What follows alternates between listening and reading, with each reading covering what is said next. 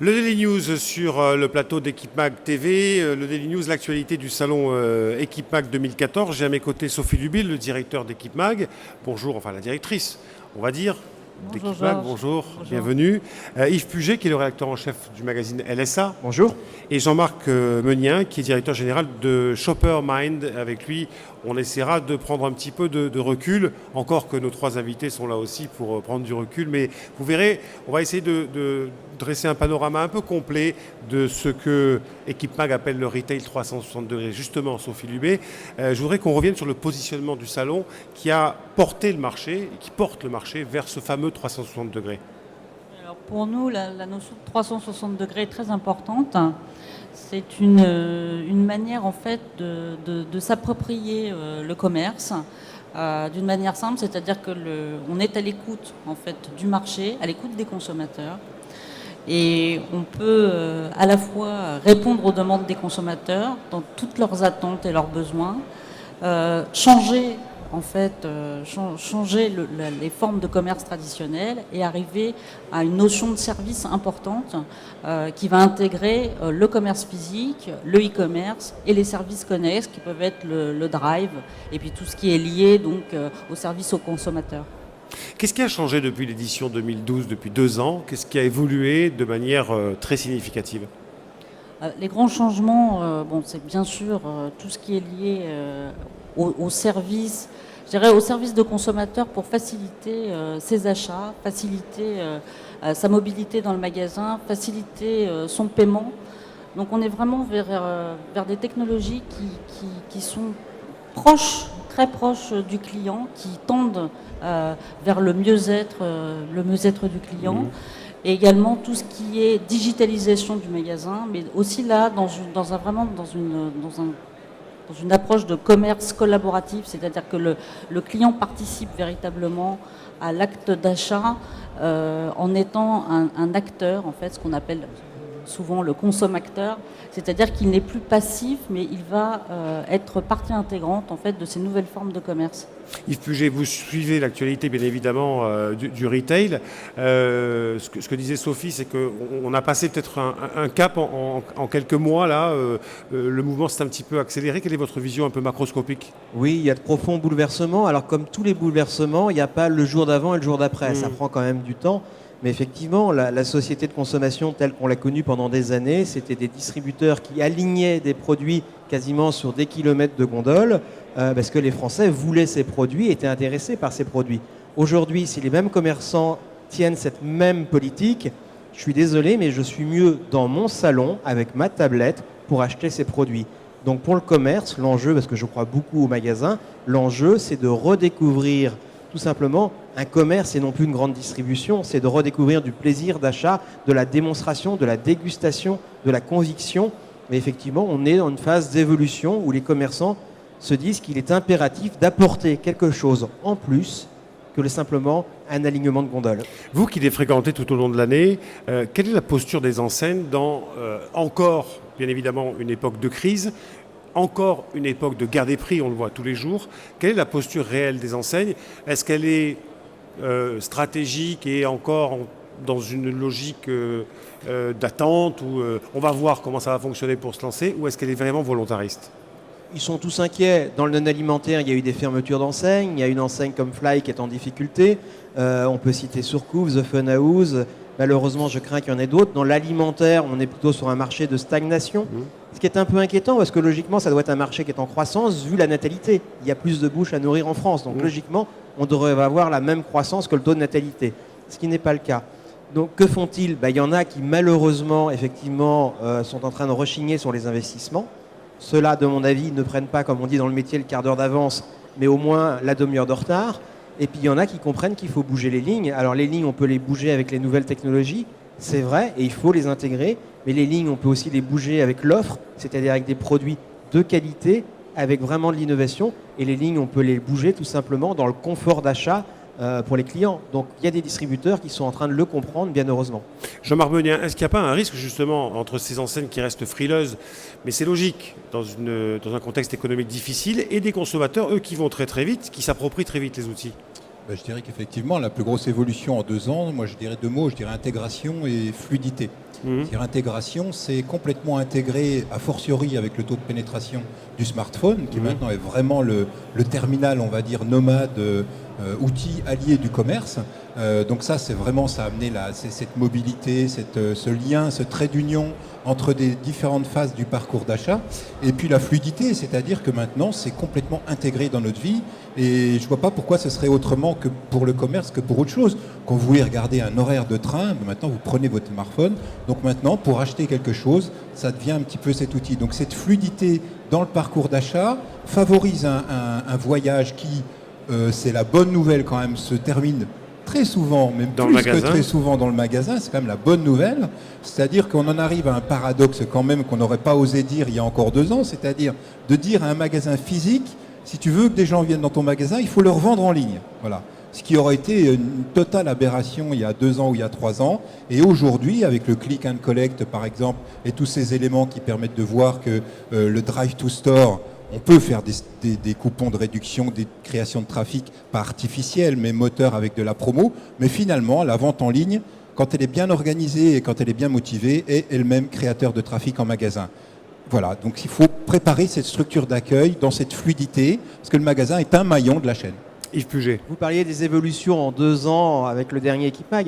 Il y a 2 ans, on commençait à parler d'une grande tendance que les consultants avaient inventée, c'était le showrooming, c'est-à-dire effectivement, je vais dans le magasin, C'est Amazon qui a inventé le mot, c'est pas les consultants. Mais je vais dans le magasin, j'accapare le vendeur pendant une demi-heure pour tout savoir, je lui dis merci, ce qui veut dire en langage client, j'achèterai pas chez vous, je rentre chez moi et j'achète sur Internet. On appelait ça le showrooming. Mais maintenant, j'ai quasiment envie de dire qu'on parle de web rooming, c'est l'inverse. On se renseigne sur Internet et après on va en magasin. La vérité, elle est certainement entre les deux. Au milieu, les 2 mondes vont coexister et jamais un support n'a tué l'autre. Regardez, on a toujours les grands magasins, 1800 et quelques, on a toujours les magasins populaires, 1930, on a toujours le supermarché, les hypermarchés, on a toujours le hard discount. Donc tous les moyens de vente se superposent.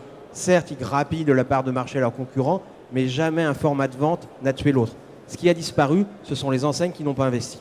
Sophie, oui. Est-ce que c'est pas justement, Yves, pour relancer un petit peu le débat, justement des techniques qui étaient développées en e-commerce et qui après ont été utilisées par des distributeurs spécialisés, type Walmart, qui justement le showrooming en a fait un argument de vente en redonnant du pouvoir à ses vendeurs, en leur donnant par exemple des tablettes et en leur permettant d'avoir une autonomie en termes commerciaux vis-à-vis de négo, vis-à-vis du client, en leur disant si le client vient et vous dit j'ai trouvé moins cher sur Internet, aujourd'hui le vendeur a la possibilité en fait d'avoir accès via une tablette, donc via une technologie, à l'ensemble de ces stocks et de dire voilà, moi je peux également avoir accès à ce produit et vous faire une offre commerciale dessus.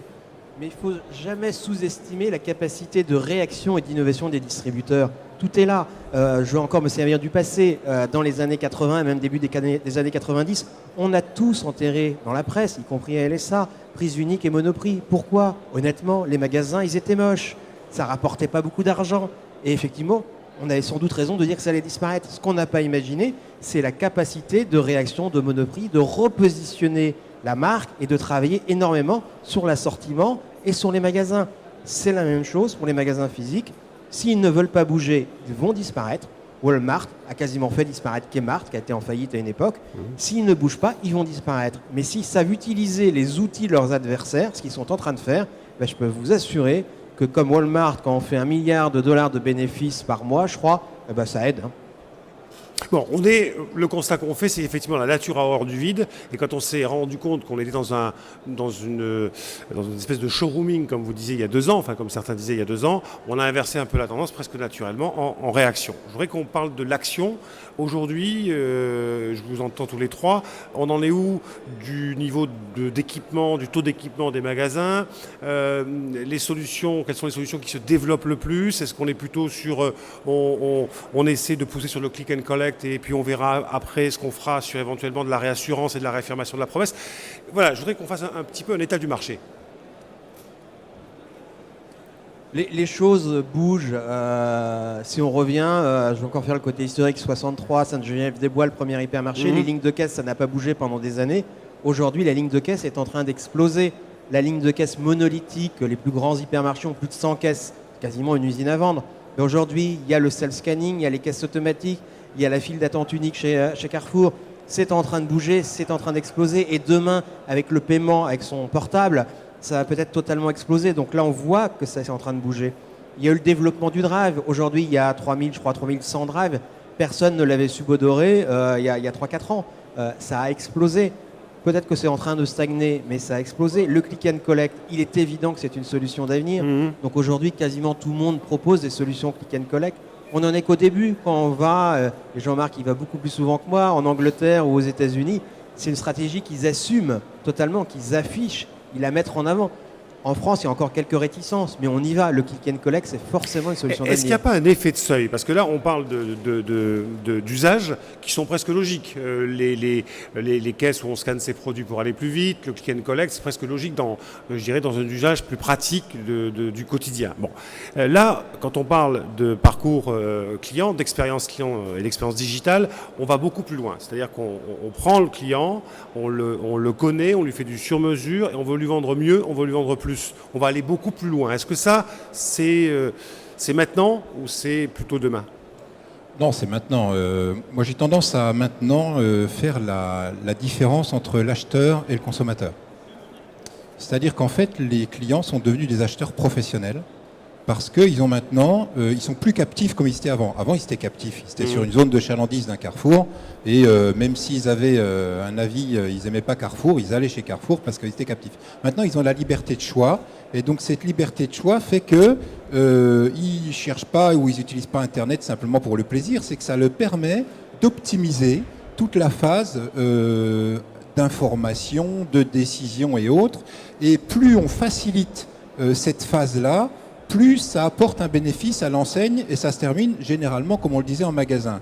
Donc il faut que le magasin, et il a pris conscience, c'était aussi beaucoup culturel. Quand on parlait des caisses de self-scanning il y a quelques années, c'était un tollé, on n'allait plus voir de caissière et autres. Donc il y a aussi ce niveau culturel d'évolution qui vient naturellement, mais clairement, on est vers un commerce qui se remet au service du client. Ce client n'étant plus captif, il faut réavoir ce pouvoir d'attractivité pour lui faciliter tout ce qui est contrainte et lui faire augmenter tout ce qui est plaisir et expérience. Je crois vraiment que c'est exactement ça, c'est-à-dire qu'on est vraiment maintenant dans une logique de service au consommateur et la vraie différence, ça va se faire là-dessus parce qu'on parle de design de service, c'est-à-dire aussi bien dans l'internet que dans le magasin physique, on est en train de réinventer en fait des parcours d'achat, mais qui vont pas être des parcours imposés. Pendant un moment, on avait du mal en fait à faire la différence entre ce que vous deviez faire en e-commerce et ce que vous deviez faire sur le magasin physique. Aujourd'hui, c'est le consommateur qui est vraiment acteur de son achat, de son parcours. Il a vraiment toute la liberté de le faire et la différence, elle se fait là-dessus. Donc il faut vraiment prendre en compte en fait le désir et le pouvoir du consommateur, d'où aussi tout ce qu'on peut voir aujourd'hui comme recueil d'avis, etc., qui sont de plus en plus importants. Et aujourd'hui, je pense que c'est quelque chose qu'on ne peut pas laisser de côté. Oui, moi, il y a un sujet qui m'embête toujours, qui m'irrite même et qui m'énerve. C'est le sujet de la déconsommation. Je n'y crois pas une seconde. Je pense qu'ici, personne n'a envie de consommer moins. Une fois qu'on a dit ça, on peut consommer autrement. J'ai peut-être toujours envie d'acheter une voiture, mais je vais prendre une hybride. Ça s'appelle acheter autrement. Acheter autrement, c'est aussi un consommateur qui est devenu, ce que tu as dit, plus intelligent, plus à peur. On peut dire que deux manières de voir des marchés. On peut dire les Français ont encore beaucoup d'argent. Regardez le marché des caméras, pour ne pas citer de marque, qu'on met sur la tête ou sur des surfs ou sur des skis. C'est un marché de plus de 100 millions d'euros qui s'est créé en quelques années. Donc on va dire les Français ont de l'argent. Mais de l'autre côté, je regarde le marché des caméscopes qui, lui, a perdu également 100 millions d'euros. Ça veut dire quoi? Les Français ont arbitré. Le caméscope a régressé au profit de la GoPro, pour dire la marque. Et ça va sur beaucoup de marchés, c'est la même chose. Donc pour les distributeurs, le challenge, c'est d'être sur les bons marchés. Dans les bonnes cases, oui, dans les bonnes cases, sur les bons canaux. J'ai plein de questions, donc on va essayer d'aller assez vite pour essayer de rentrer dans le créneau de l'émission. Sur d'abord, vous qui les fréquentez toute l'année, le ROI, est-ce qu'il est rapide? Est-ce qu'il faut 1 an, 2 ans, 10 ans, j'en sais rien. C'est toujours extrêmement compliqué de calculer des ROI. Souvenez-vous, encore une fois, un petit côté historique, quand les distributeurs ont lancé le code barre, À l'origine, les caisses avec scanner, c'est tout simplement pour accélérer le passage en caisse. Ils n'avaient pas subodoré que l'or, entre guillemets, du code barre, c'était l'analyse des données de vente. Donc de temps en temps, il y a des ROI inespérés qui tombent après quand on s'en rend compte. Il y a des ROI tout simplement de la modernité. Désolé pour Amazon ou Google, mais les histoires de drones, on en parlait. Le ROI, il est mais immense pour eux. C'est tout simplement de la communication. Désolé, mais à Paris, je ne serai pas demain livré par drone. Donc, en revanche, en termes de communication, toutes les retombées presse, c'est énorme. Là, le ROI. Après, le ROI sur des investissements dans des caisses, dans des mobiliers, c'est compliqué. Il y a quand même un fait qui se voit. Un magasin qui est rénové, on dit souvent quand même, allez, ça peut faire plus 10, plus 15, plus 20% de chiffre d'affaires. Si vous rénovez votre magasin et que vous êtes toujours en régression, c'est que là, il y a eu un problème. Finalement, le ROI, c'est est-ce que votre chiffre d'affaires, après une rénovation, est-ce que votre chiffre d'affaires a progressé? Et donc c'est l'offre effectivement qui va définir le délai de retour sur investissement. Je voudrais avec vous, Jean-Marc Megnien, peut-être dire un mot de Shoppermind. Shoppermind, écoutez, c'est un observatoire qui appartient au groupe Altavia, qui est partenaire de la distribution depuis plus de 30 ans maintenant. On est tous nés à peu près dans la même période.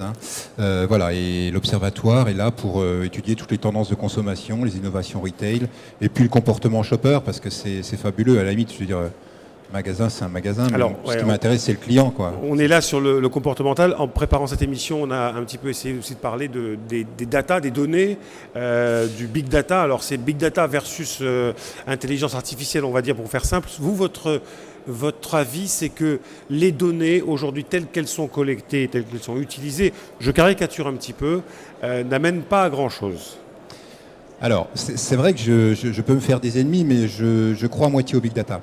D'abord, les gens qui parlent de big data, c'est les mêmes qui n'ont pas su s'occuper de leur data.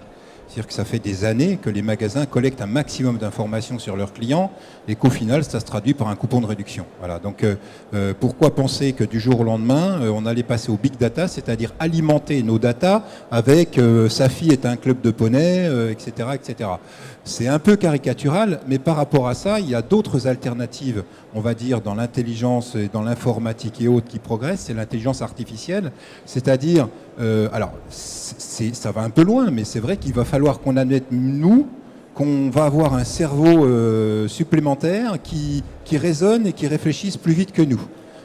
Donc quand on voit les expériences en informatique, effectivement, on a des programmes informatiques qui commencent à comprendre ce qu'on leur dit. On rentre dans le champ du conversationnel. On est dans le machine learning, c'est-à-dire au fur et à mesure de la discussion, les systèmes informatiques apprennent et vont s'alimenter en information. Donc ça veut dire, je ne jette pas le big data, pas du tout, mais qu'il faut aussi regarder ce type de technologie parce que finalement, la plus grosse problématique d'un vendeur ou d'un magasin, c'est d'arriver à comprendre ce que veut son client.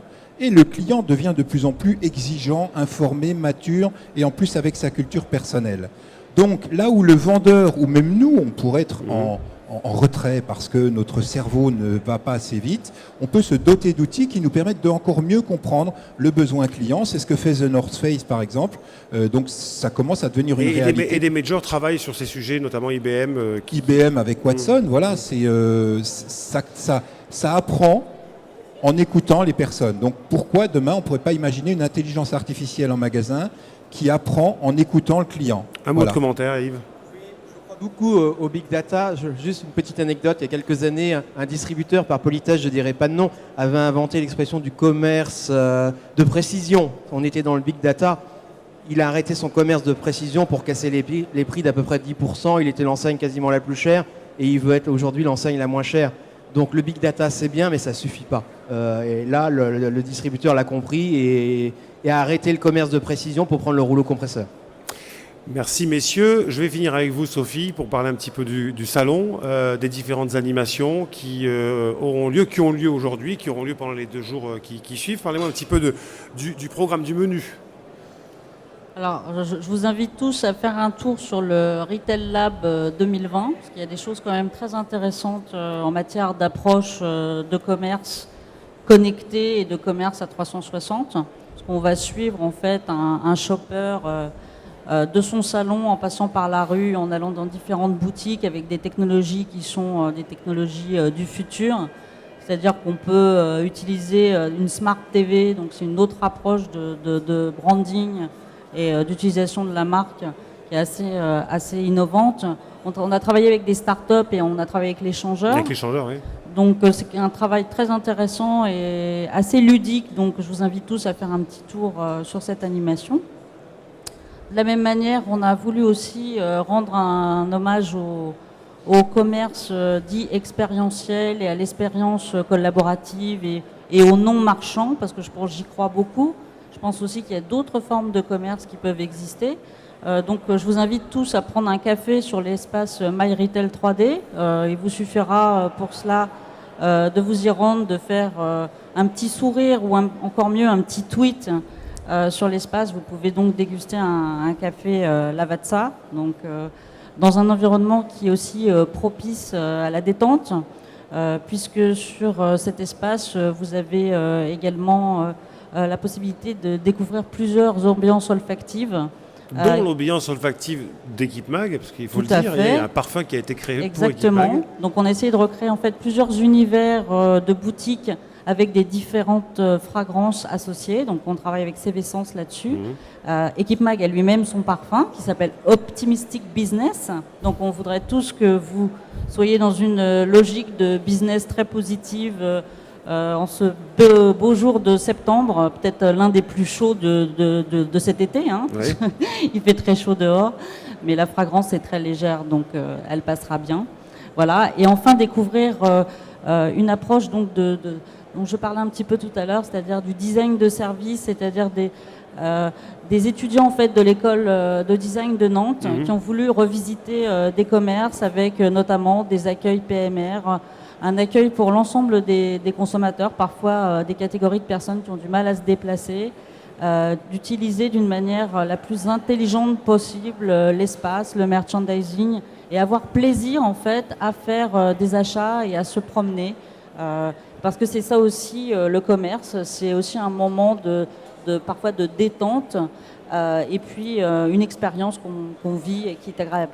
Et puis il y a également l'espace Retail Consulting Project qui est juste à côté de nous d'ailleurs. Alors là, c'est un très bel espace qui est dédié donc à tout ce qui est conseil et agence. Je pense que c'est des intermédiaires qui sont très importants aujourd'hui dans la relation de la marque et de ses points de distribution, parce que comme le disaient Yves et Jean-Marc, aujourd'hui le magasin physique est très important, il fait partie vraiment c'est le point d'achoppement là où 50% des ventes se réalisent. Les agences, elles sont là pour vous aider en fait à déterminer quelle image de marque vous voulez faire passer, quelle stratégie de marque et comment ça s'intègre en fait dans votre politique mise en place. Et donc je vous invite tous à vous rendre sur le Retail Consulting Project. Et on n'oubliera pas l'espace e-commerce Drive Supply Chain, le village Startup, le village Club Enseigne et Innovation, les conférences bien sûr et les workshops sur les stands, le village Périfem, parce que là aussi il y a beaucoup de choses. Beaucoup de choses en sécurité très intéressantes parce qui intéressent énormément nos visiteurs, parce que la sécurité dans le commerce est très important, il y a plein de choses qui se passent en ce moment. Et puis une animation et non des moindres, le plateau TV d'Équipe Mag. Bien sûr, on vous invite tous sur le plateau à venir nombreux pour écouter les différentes phases et sessions qu'on a préparées avec Georges. Tout à fait, et on recevra tous ces acteurs pendant toute la semaine. Merci. Un grand merci à vous. À vous et bon salon, bon salon. On se retrouvera dans quelques instants pour une nouvelle émission sur Équipe Mag TV. Merci.